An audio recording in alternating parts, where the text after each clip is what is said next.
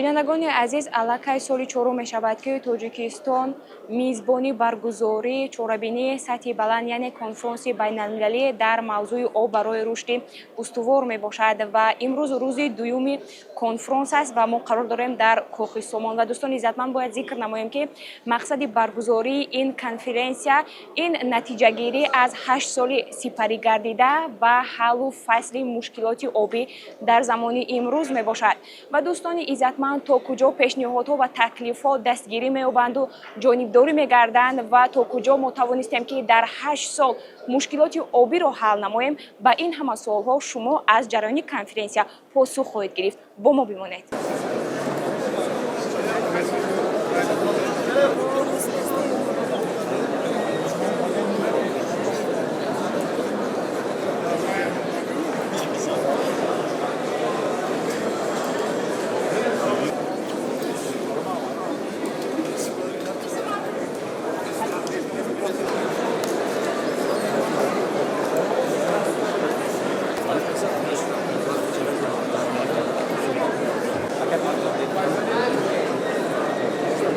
Жанар Наурузбаева, доктор PhD, руководитель лаборатории региональных климатических изменений, Институт географии и водной безопасности Казахстана, Алматы. На сегодняшний день инициатива, которой придерживается Республика Таджикистан, крайне важна, потому что изменение климата затрагивает каждого из нас, особенно регионы Центральной Азии. На сегодняшний день уже у нас превышение средней температуры за год превышает 1,5 градуса, что критично для населения Центральной Азии. Увеличивается повторяемость изменения опасных метеорологических явлений, в том числе песчаных бурь, засух, паводков, наводнений. На сегодняшний день мы наблюдаем, что засушливый период увеличился, начинается уже с мая месяца. И повторяемость многолетней засушливой летней погоды негативно сказывается на продовольственной безопасности, на водной безопасности. В том числе изменение температуры воздуха влияет и на таяние ледников. То есть мы на сегодняшний день с большой скоростью теряем запасы ледников, испытываем водный стресс.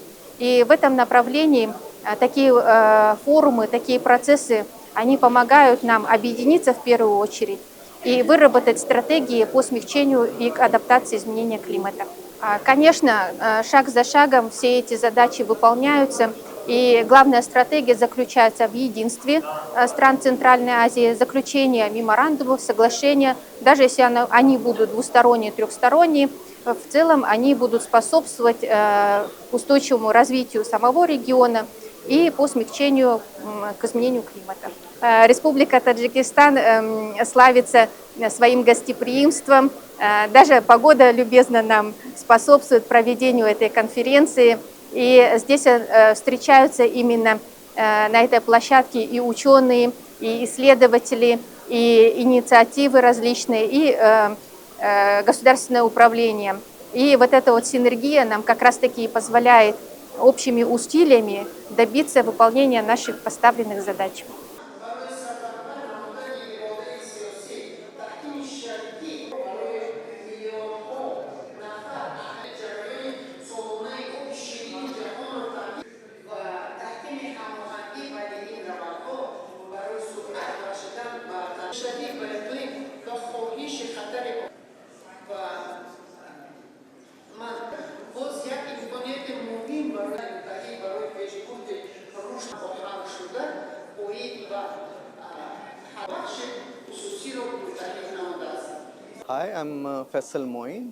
ман Фейсал Муин ҳастам ва бар ин назарам ки вақте мо дар бораи минтақаҳои кӯҳӣ сухан мегӯем, бояд ба таъсири ҷиддии тағйирёбии иқлим диққати махсус диҳем.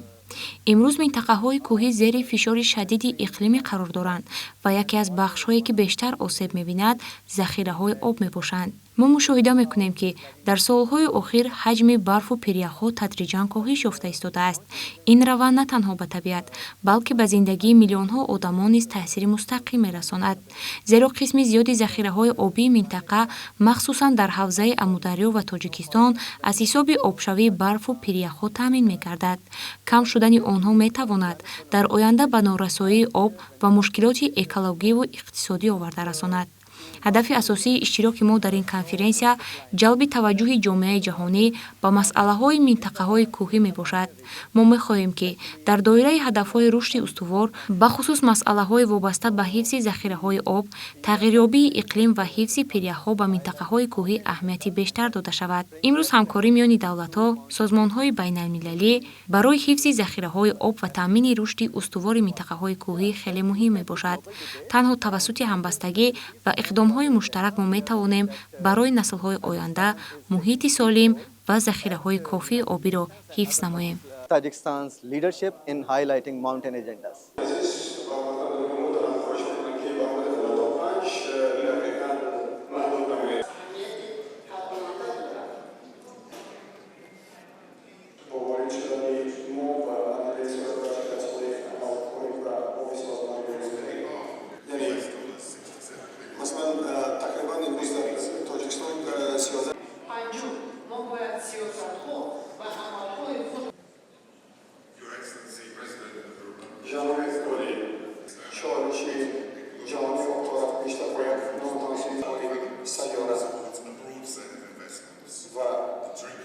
имрӯз ҷумҳурии Тоҷикистон бо ташаббусҳои созандаи худ, хусусан дар масъалаҳои марбут ба масъалаҳои об дар сатҳи ҷаҳонӣ ки машҳур аст ва имрӯз ташаббусҳои ҷониби Тоҷикистон ки ба ҳалли масъалаҳои марбут ба гӯем ки ҳалли масъалаҳои глобалӣ равона шудааст, аз ҷониби ҷомеаи ҷаҳонӣ хуб пазируфта шуданд. Зеро ҳалли ин масъалаҳо албатта ба рушди устувори кишварҳо таъсири яъне заминаҳои мусоидро фароҳам меоварад.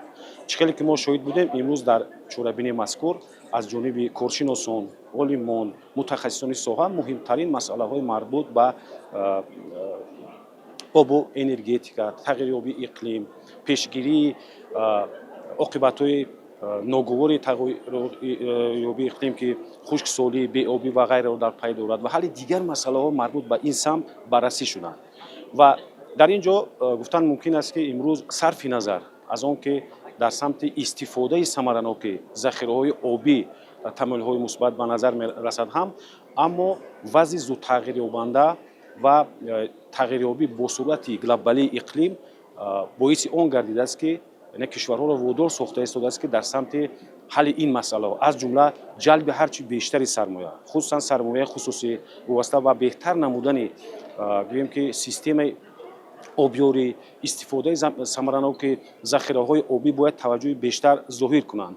Зеро об ин манбаи ҳаёт аст ва об имрӯз на танҳо дар гӯем ки самти тавлиди энергия, балки дар самти таъмини амнияти озуқаворӣ ки ба яке аз масъалаҳои глобалӣ ҳам табдил ёфтааст, нақши муҳим ва ҳалкунанда дорад.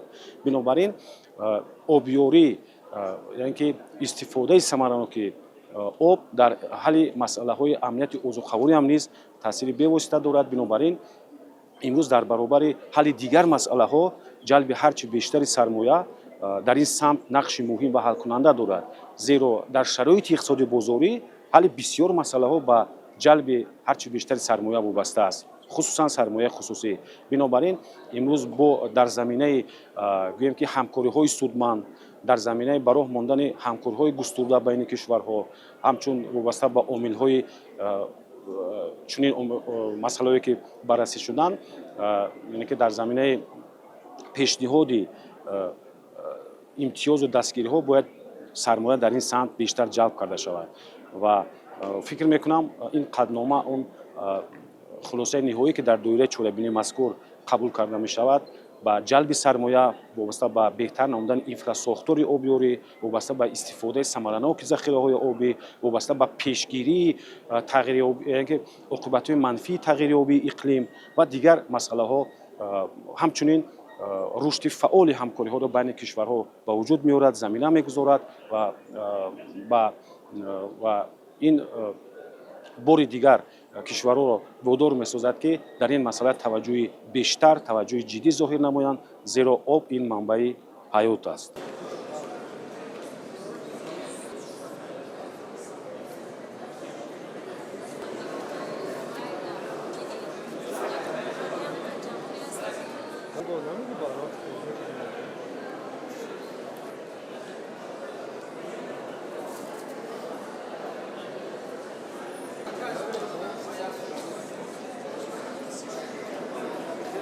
Pumps, coordination, and automators.